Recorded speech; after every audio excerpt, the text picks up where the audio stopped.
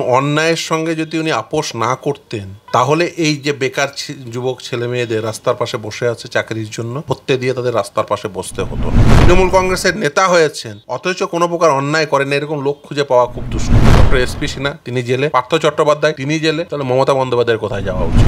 CBI এবং ইডির উচিত অতি দ্রুততার সঙ্গে এই বিষয়ে তদন্ত করে তাকে যেন কাস্টডিতে নিয়ে ইন্টারোগেশন করে। ইমিডিয়েট রাজ্যের মাননীয় মুখ্যমন্ত্রীর কাস্টোডিয়াল ইন্টারোগেশন প্রয়োজন।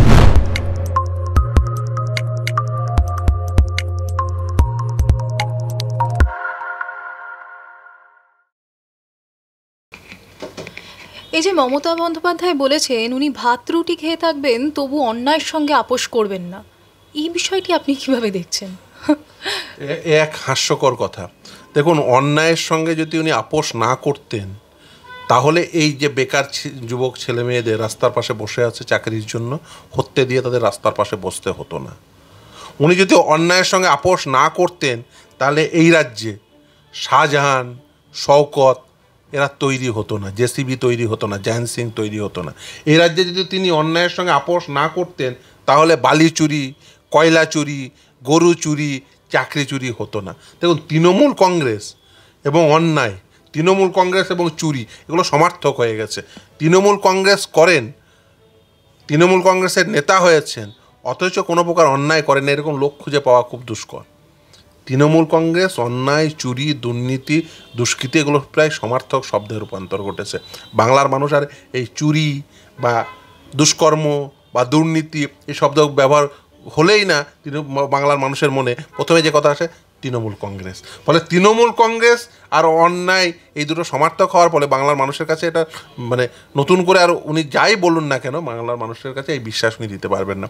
দ্বিতীয় হচ্ছে যে দেখুন, এই যে ধরুন চাকরি দুর্নীতির ক্ষেত্রে প্রথম এই যোগ্য ছেলেমেয়েরা কাকে ইনফর্ম করেছিল? আপনাকে বলবো ইউটিউবে চলে যান। 2019 সালে লোকসভা নির্বাচনের পূর্বে এই ছেলেমেয়েরা যখন প্রেস ক্লাবের সামনে বসে অবস্থান বিক্ষোভ করছিল তারা প্রথম তথ্য তুলে দেন মাননীয় মুখ্যমন্ত্রী মমতা বন্দ্যোপাধ্যায়ের হাতে, যে দেখুন এই যে merit list without breakage of marks প্রকাশ করা হয়েছে, ফলে আমরা জানতে পারছি না কার কত নাম্বার। দ্বিতীয় হচ্ছে যে একজন অঙ্কিতা অধিকারী যে অল অফ দ্য সাডেন তার ওয়েটিং লিস্টে 1 নম্বরে নাম চলে এসছে, তার কোথাও নাম ছিল না, তাকে চাকরি দেওয়া হয়েছে। আমরা এর প্রতিবাদ করছি, তার কারণ এ হচ্ছে পরেশচন্দ্র অধিকারীর মেয়ে। তিনি সেই তথ্য নেওয়ার পরে তিনি বলছিলেন যে এই সময় যেহেতু লোকসভা নির্বাচন হচ্ছে, মডেল কোড অফ কন্ডাক্ট যেহেতু আছে, তাই আমি কোনো প্রতিশ্রুতি দিচ্ছি না, কিন্তু লোকসভা ভোটের পরে আমি আপনাদের বিষয়টা দেখব। এবং পার্থ চট্টোপাধ্যায়কে নির্দেশ দিয়েছিলেন একটা কমিটি তৈরি করে দিতে।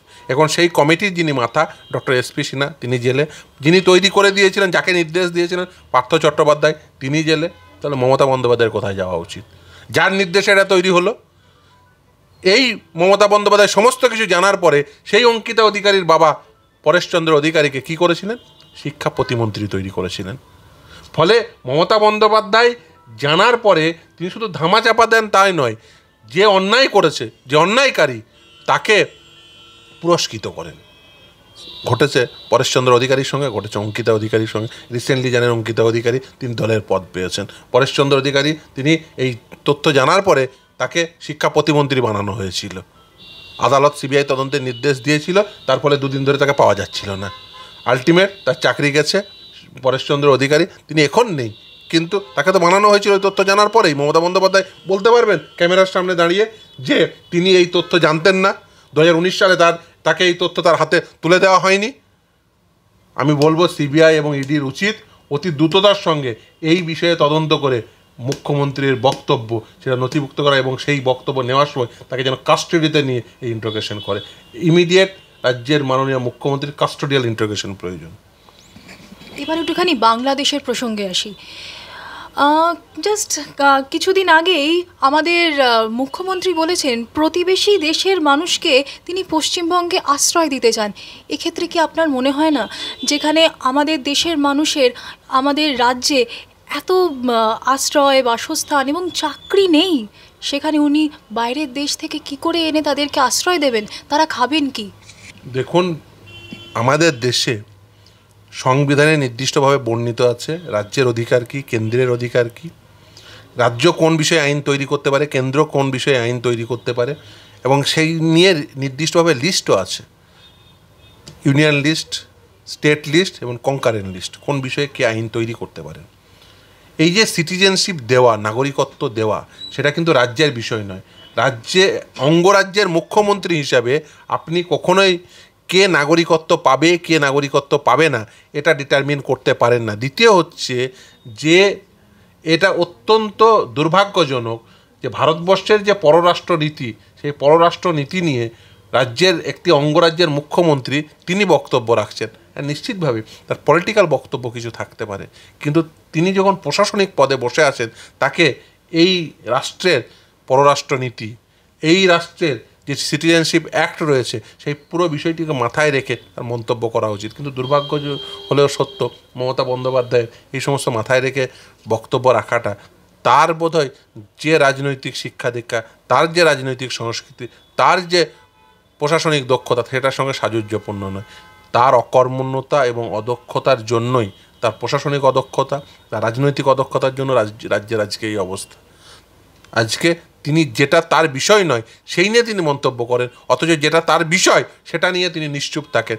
যখন দেখেন যে তার দলের লোকজনেরা এই চুরি দুষ্কর্মের সঙ্গে যুক্ত, তখন তিনি নিশ্চুপ থাকেন। অথচ বাইরের দেশে কি ঘটছে সেটা নিয়ে মন্তব্য করছে, নিজের রাজ্যে কি ঘটছে সেটা নিয়ে বলো, সেটা নিয়ে তখন তিনি নিশ্চুপ। তখন তিনি বলেন আমি তো জানতাম না, আমি জানলে আগে টিকিট দিতাম না, এই ওর ঘুষ খাচ্ছে জানলে টিকিট দিতাম না, পরে তাকেই টিকিট দেন। এই গোটা রাজ্য জুড়ে চুরি হচ্ছে সেটা নিয়ে আপনি কিছু জানতেন না, এই বালি চুরি, গরু চুরি, চাকরি চুরি কিছুই জানতেন না, ধরা পড়ার বলে পরে আপনি শুধু মন্তব্য আমি জানতাম না।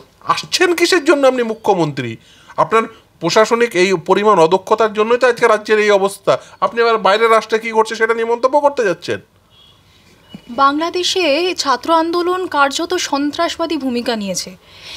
এই সময়ে যদি ছাত্র নেতারা কোনো রকমে এইখানে ঢুকে পড়ে, তবে কি সেটা আমাদের রাজ্যের জন্য নিরাপদ বলে আপনার মনে হয়? দেখুন, আমি প্রথমেই বলি যে বাংলাদেশ সম্পর্কে আমাদের দেশের যে অবস্থান এবং বাংলাদেশে যা ঘটছে, নিশ্চিতভাবে প্রতিবেশী রাষ্ট্রে কিছু ঘটলে তার এফেক্ট প্রতিবেশী রাষ্ট্রে আসাটা অস্বাভাবিক নয়।